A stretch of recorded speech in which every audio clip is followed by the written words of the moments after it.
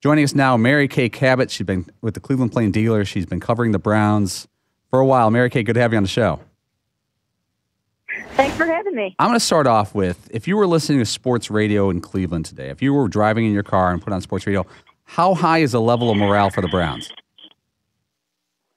Oh, it is absolutely through the roof right now. I mean, it hasn't been like this in Brownstown for many, many years. This is what these long-suffering fans have been waiting for forever. Sure, the Browns are used to 5 or 6 victories, but those usually happen at the end of the season, not at this point.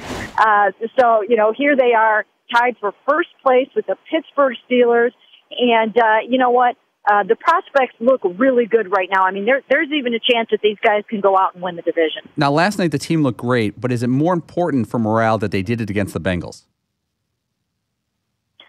Absolutely. I mean, the Bengals, this was a battle for first place in the AFC North. Not only that, the Browns had lost 17 straight road division games. So hard to believe. That goes all the way back to 2008.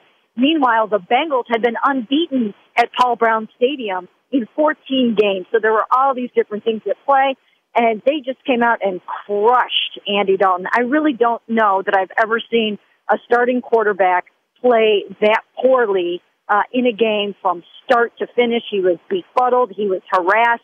Picked off 3 times. Should have been 4. Tayshaun Gibson dropped 1. So it was just a complete domination by the Browns. If I told you the biggest story in Cleveland in early November would be the Cleveland Browns and not the Cavs, if I would have told you that a month ago, what you said.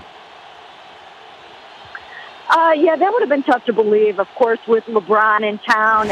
And it's just hard to buy into the Browns until you actually see it in the win column. No matter what, there's been years past where it seemed like there was a little bit of hope at some point in the season, and then it all fizzles out.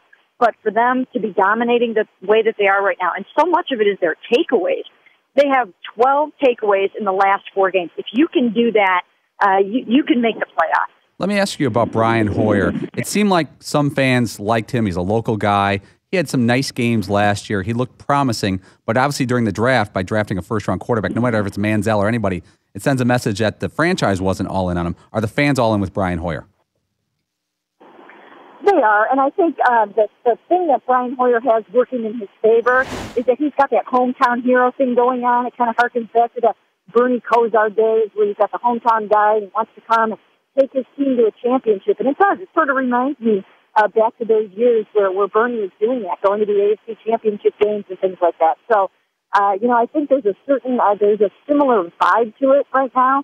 And, it takes a lot to stave off a Johnny Manziel or to make fans kind of forget about Johnny Manziel, but Brian, in his own unique and exciting way, has been able to do that. But, Mary Kay, there seems to be a situation looming with Hoyer's contract. Reports that they hadn't really talked in a while about it, and then the NFL Network said that there are people in the organization who want to see Johnny sooner rather than later. What's the mood there in the franchise about Hoyer's contract? Are they eager to talk? Well, you know what? I don't know about eager to talk. I think that I'm sure that Brian Hoyer and his agent would like to wait to the end of the season and see if he takes this team to the playoffs. And if he does do that, then you're really looking at starter money. Then you're talking about a long-term contract, making big-time money, the way that Andy Dalton and some of these other guys have been able to do. How do you let him walk away if he takes you to the playoffs? So it is an interesting situation. You've covered this team for a long time. They don't get in a lot of national love because of their history of not making much of a playoff run. What would be a good season for the Browns? What would be a great season for the Browns? You know what? At this point, I think the defense looks dominant enough, and Josh Gordon's coming back. Jordan Cameron's coming back. I think there's a lot of good things ahead for the last home stretch of the season.